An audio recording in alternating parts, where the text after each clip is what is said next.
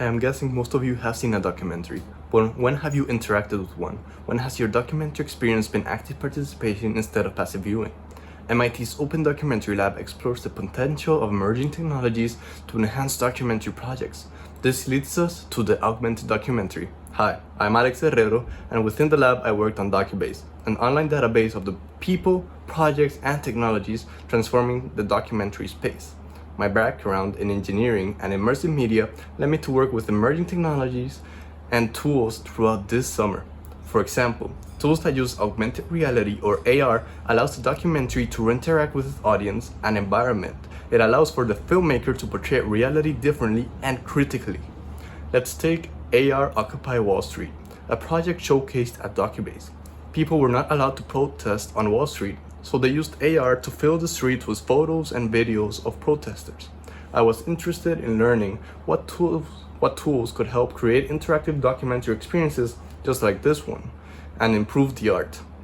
And I found social media tools that fit right into that description and are completely free and easy to use. This being said, the tools I have researched were not made for documentary use. It is up for the filmmakers to hack and repurpose the tools in order to enact their creative vision and communicate their message. First off, we have Spark AR, which is Facebook's solution to augmented reality. It allows easy creation of AR filters for Facebook and Instagram. However, Spark AR's true strength is sharing. Being linked to social media, the filters created can be shared across the world, and anyone with Facebook and Instagram can interact with them. You can browse through user-created filters, and once you follow a creator, you will have easy access to other AR effects, allowing you to participate with the story they are crafting. The next tool I researched was Lens Studio from Snapchat. With the recent release of Lens Studio 3.0, creators are now able to use machine learning with their AR creations. Machine learning allows a documentary to learn from its audience. Add AR to the mix, and you have a project that both learns and interacts. You can now upload machine learning programs to Snapchat filters and see how they interact with the world and your audience. The importance of social augmented reality lies in user-generated content.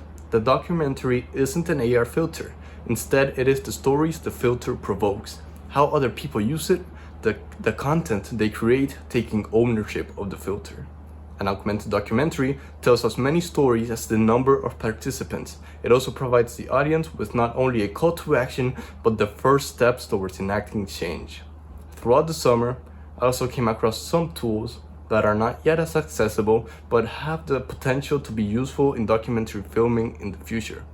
Vuforia Expert Capture is mostly used in manufacturing settings as a way to train new workers. It allows for an experienced worker to film step-by-step instructions in AR, which workers in training can then view and go over as they learn new processes. Its potential lies in that you could step into the shoes of other people and participate in the same actions they have participated in.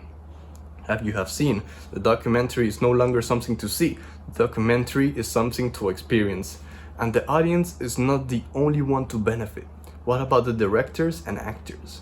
Here, I introduce another new technique in filmmaking, real-time virtual backgrounds, which have come to replace green screen. Using LED panels and the game engine Unreal, directors and actors can now see their surroundings instead of having to imagine them, with the added benefit that you can easily edit any mountain, tree, cloud, or light within Unreal Engine. You can set the stage to be anywhere, anytime, at any age.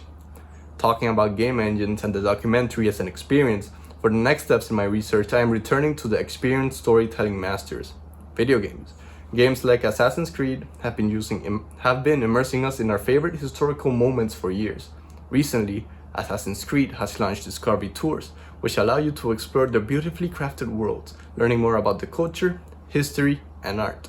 Similarly, people have been using Minecraft to recreate the world around them.